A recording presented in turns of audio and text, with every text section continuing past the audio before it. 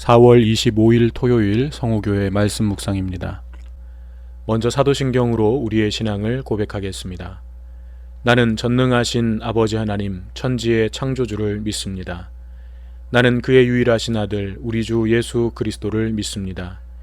그는 성령으로 잉태되어 동정녀 마리아에게서 나시고 본디오 빌라도에게 고난을 받아 십자가에 못 박혀 죽으시고 장사된 지 사흘 만에 죽은 자 가운데서 다시 살아나셨으며 하늘에 오르시어 전능하신 아버지 하나님 우편에 앉아 계시다가 거기로부터 살아있는 자와 죽은 자를 심판하러 오십니다. 나는 성령을 믿으며 거룩한 공교회와 성도의 교제와 죄를 용서받는 것과 몸의 부활과 영생을 믿습니다. 아멘. 오늘 우리에게 주시는 하나님의 말씀은 창세기 31장 17절부터 35절까지의 말씀입니다. 야곱이 일어나 자식들과 아내들을 낙타들에게 태우고 그 모은 바 모든 가축과 모든 소유물 곧 그가 밧단 아람에서 모은 가축을 이끌고 가나안 땅에 있는 그의 아버지 이삭에게로 가려 할세. 그때에 라반이 양털을 깎으러 갔으므로 라헬은 그의 아버지의 드라빔을 도둑질하고 야곱은 그 거취를 아람 사람 라반에게 말하지 아니하고 가만히 떠났더라. 그가 그의 모든 소유를 이끌고 강을 건너 길르앗 산을 향하여 도망한 지 3일 만에 야곱이 도망한 것이 라반에게 들린지라. 라반이 그의 형제를 거느리고 7일 길을 쫓아가 길르앗 산에서 그에게 이르렀더니 밤에 하나님이 아람 사람 라반에게 현몽하여 이르시되 너는 삼가 야곱에게 선악간에 말하지 말라 하셨더라. 라반이 야곱을 뒤쫓아 이르렀으니 야곱이 그 산에 장막을 친지라. 라반이 그 형제와 더불어 길르앗 산에 장막을 치고 라반이 야곱에게 이르되 내가 나를 속이고 내 딸들을 칼에 사로잡힌 자같이 끌고 갔으니 어찌 이같이 하였느냐. 내가 즐거움과 노래와 북과 수금으로 너를 보내겠거늘 어찌하여 내가 나를 속이고 가만히 도망하고 내게 알리지 아니하였으며 내가 내 손자들과 딸들에게 입맞추지 못하게 하였으니 내 행위가 참으로 어리석도다. 너를 해할 만한 능력이 내 손에 있으나 너희 아버지의 하나님이 어제 밤에 내게 말씀하시기를 너는 삼가 야곱에게 선악간에 말하지 말라 하셨느니라. 이제 내가 내 아버지 집을 사모하여 돌아가려는 것은 옳거니와 어찌 내 신을 도둑질하였느냐. 야곱이 라반에게 대답하여 이르되 내가 생각하기를 외삼촌이 외삼촌의 딸들을 내게서 억지로 빼앗으리라 하여 두려워하였음이니이다. 외삼촌의 신을 누구에게서 찾든지 그는 살지 못할 것이요 우리 형제들 앞에서 무엇이든지 외삼촌의 것이 발견되거든 외삼촌에게로 가져가소서 하니 야곱은 라헬이 그것을 도둑질한 줄을 알지 못함이었더라. 라반이 야곱의 장막에 들어가고 레아의 장막에 들어가고 두 여종의 장막에 들어갔으나 찾지 못하고 레아의 장막에서 나와 라헬의 장막에 들어가매 라헬이 그 드라빔을 가져 낙타 안장 아래에 넣고 그 위에 앉은지라. 라반이 그 장막에서 찾다가 찾아내지 못하매 라헬이 그의 아버지에게 이르되 마침 생리가 있어 일어나서 영접할 수 없사오니 내 주는 노하지 마소서 하느니라. 라반이 그 드라빔을 두루 찾다가 찾아내지 못한지라. 아멘. 오늘 이 시간도 하나님의 은혜와 평강이 모든 성호가족들과 함께 하시기를 축복합니다. 하란 땅을 떠나는 것에 대해서 아내들의 적극적인 동의를 얻은 야곱이 이제 드디어 자기 고향 아버지 집을 향해 떠납니다. 그런데 본문 21절을 보니까 그가 모든 소유를 이끌고 길르앗산을 향하여 도망했다라고 했습니다. 여기서 이끌고라는 말의 원어적인 의미는 숨을 헐떡이면서 가는 것을 말합니다. 즉 지금 야곱은 숨이 찰 정도로 허겁지겁 도망을 치고 있다는 것입니다. 뭔가 금이 환영하듯이 멋지게 고향을 향해 출발하는 모습을 기대했는데 좀 실망스럽기도 합니다. 하지만 이유가 있었죠. 라반에게 들키면 모든 게 끝이기 때문에 비밀리에 준비를 했다가 몰래 그리고 급히 떠나는 것입니다. 그런데 야곱의 식솔들이 제법 규모가 큰데 어떻게 라반 몰래 떠날 수가 있었을까요?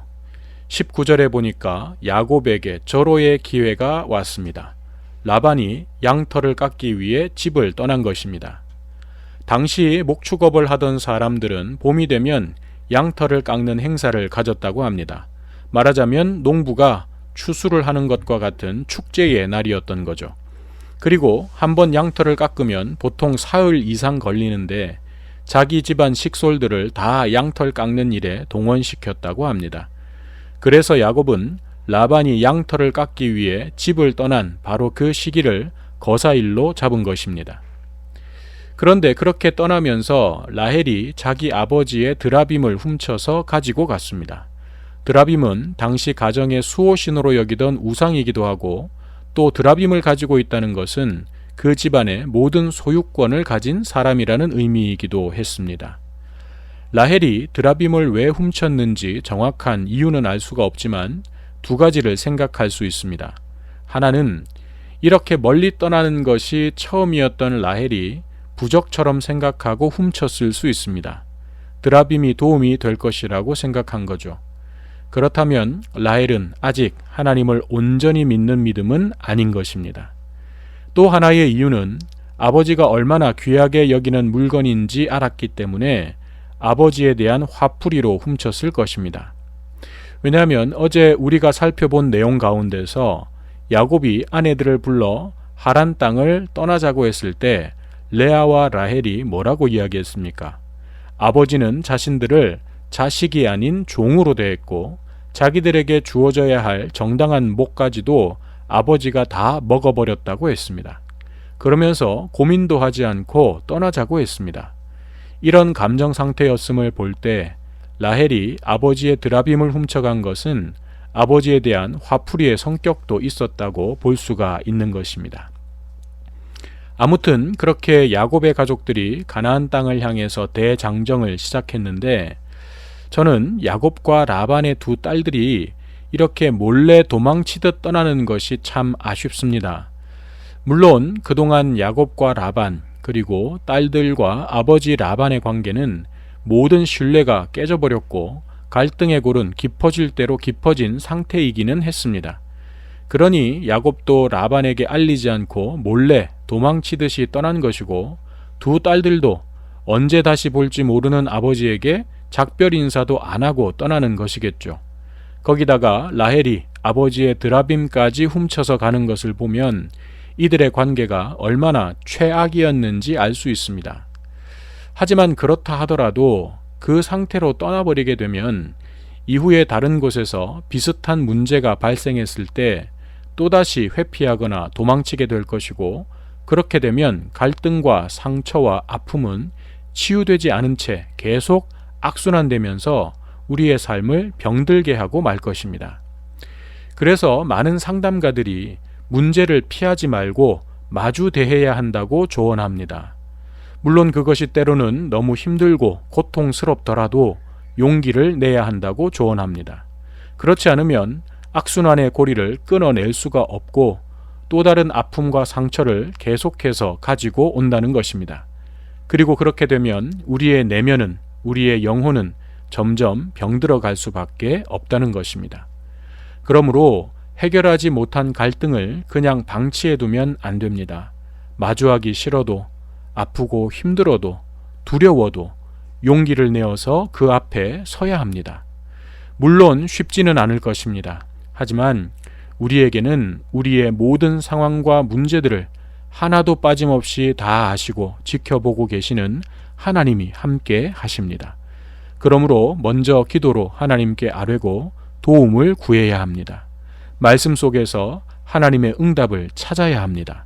그리고 나서 용기 있게 문제와 대면한다면 우리가 아무리 서툴고 부족해도 하나님께서 막힌 담을 헐어 주실 것입니다. 그런데 만약 우리가 계속해서 피하고 도망치기만 한다면 하나님께서는 또다시 우리를 그 문제와 상황 앞으로 데려다 놓으십니다. 우리가 그 문제를 똑바로 직면하고 믿음으로 넘어서도록 훈련시키십니다. 오늘 본문의 야곱도 보십시오. 하나님께서 내 조상의 땅으로 돌아가라. 내가 너와 함께 있으리라. 말씀도 해주셨으니 야곱이 이제는 담대하게 라반에게 가서 하나님께서 내 고향 땅으로 돌아가라고 하셨습니다. 그러니 이제 지난 일들은 다 털어버리시고 저를 축복해 주십시오 라고 했다면 더 좋았을 것입니다. 물론 몰래 도망치는 쪽을 선택한 야곱의 마음도 충분히 이해는 가지만 야곱이 하나님만을 의지하는 선택을 했으면 더 좋았겠다 하는 아쉬움이 남습니다. 그랬다면 분명 하나님께서도 야곱의 상처난 마음을 치유해 주시고 라반의 완악한 마음도 만져주셔서 하란 땅에서의 삶을 훨씬 더 아름답게 마무리하고 야곱이 평안하게 떠날 수 있도록 도와주셨을 것입니다. 하지만 야곱은 도망쳤고 하나님께서는 야곱을 기어이 다시 라반과 마주하게 만드십니다. 야곱이 도망간 지 사흘 만에 라반이 그 소식을 들었습니다. 그리고 사람들을 거느리고 7일을 쫓아가서 길르앗산 근처에 있던 야곱 가까이에 이르렀습니다. 얼마나 눈에 쌍심지를 켜고 달려왔을지 충분히 상상이 됩니다. 그런데 24절에 보니까 도착한 그 밤에 하나님께서 라반의 꿈에 나타나셔서 너는 삼가 야곱에게 선악간에 말하지 말라 하고 경고하십니다. 야곱에게 손끝 하나도 대지 말라는 거죠. 흥분한 라반이 야곱을 해치지 못하도록, 그리고 아직 서툴고 연약한 야곱이 라반과의 관계를 잘 마무리할 수 있도록 하나님께서 도와주시는 것입니다. 하나님께서는 이처럼 택한 백성들에게 은혜를 베푸시고 지켜주십니다. 앞서 가시며 길을 열어주시고 모든 것을 예비해 주십니다. 그러므로 우리가 할 일은 그 하나님을 신뢰하고 의지하는 것입니다. 이 믿음으로 하나님의 도우심과 역사하심을 경험하는 저와 여러분 되시기를 간절히 소망합니다. 하나님의 경고를 받은 라반은 다음 날 야곱을 만납니다. 하지만 야곱을 어떻게 하지는 못하고 도대체 내 딸들을 전쟁 포로처럼 억지로 끌고 가는 것은 무슨 경우냐? 내게 말을 했더라면 기쁘게 보내주었을 텐데 왜 몰래 도망을 쳤느냐? 어떻게 내 손주들과 딸들에게 작별 인사도 못하게 하느냐 하면서 불만을 쏟아냅니다. 라반은 지금 자기가 야곱과 딸들에게 한 일은 생각하지도 않고 자기 섭섭한 것만 주장하고 있는 거죠. 그런데 여러분, 오늘 우리도 이와 같은 모습일 수가 있습니다. 상대방에게 나의 섭섭함과 분노만 쏟아낼 뿐이지 내가 상대방에게 어떻게 했었는지는 기억하지 못하는 것입니다. 부부관계를 비롯해서 우리의 인간관계에서 일어나는 대부분의 갈등이 그렇습니다. 내 관점과 내 입장에서만 말하는 것입니다. 혹 우리도 누군가에게 섭섭한 마음을 가지고 있다면 너무 내 입장에서만, 내 관점에서만 생각하고 있는 것은 아닌지 돌아보아야 하겠습니다.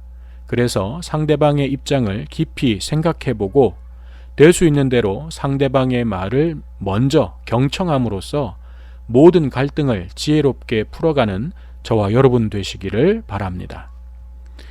불만을 쏟아내던 라반은 마지막으로 어찌 내 드라빔을 훔쳐갔냐 하고 추궁합니다. 즉 라반이 눈에 불을 켜고 달려온 것은 드라빔을 찾으려는 목적도 있었던 거죠.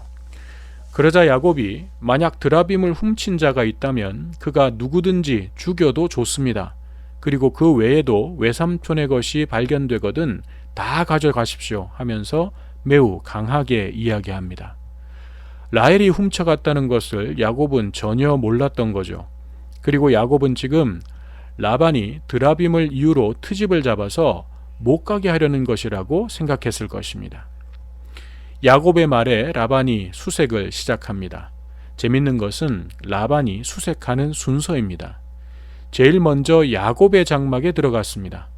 지난날 야곱이 그렇게 라반에게 충성을 다했고 성실하게 일을 했어도 라반에게 있어서 제일 의심스러운 인간은 야곱인 거죠.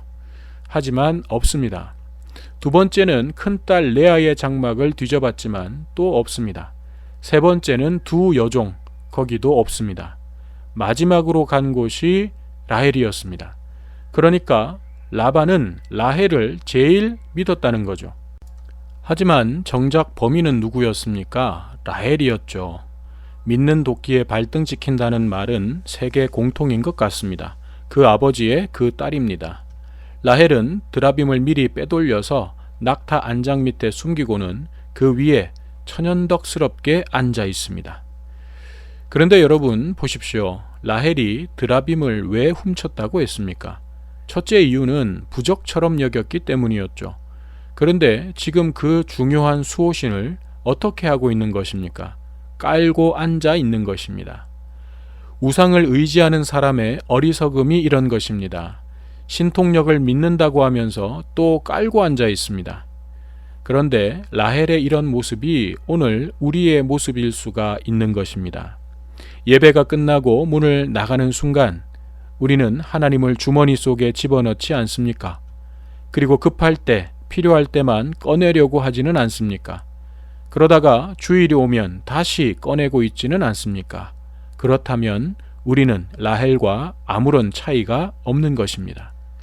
아버지의 드라빔을 훔쳐서라도 가져가려는 라헬도, 야곱의 온 장막을 수색해서라도 드라빔을 찾고야 말겠다는 라반도, 겉으로는 하나님을 믿는 신앙인의 모습이었을지 모르지만 아직 그들의 마음 중심에는 우상이 여전히 남아있는 것을 보게 됩니다. 사랑하는 여러분, 오늘 우리의 마음의 중심에는 오직 하나님 한 분만 계십니까? 꼭 그럴 수 있기를 간절히 소망합니다. 우리는 하나님도 섬기는 사람들이 아니라 하나님만 섬기는 사람들입니다.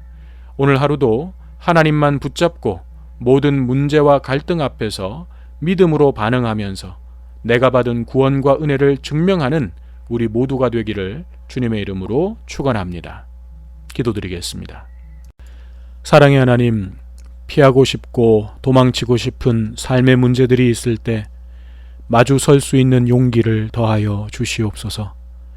외면하고 방치해 둔 문제들이 저희들의 삶을 병들게 하지 않도록 도와 주시옵소서.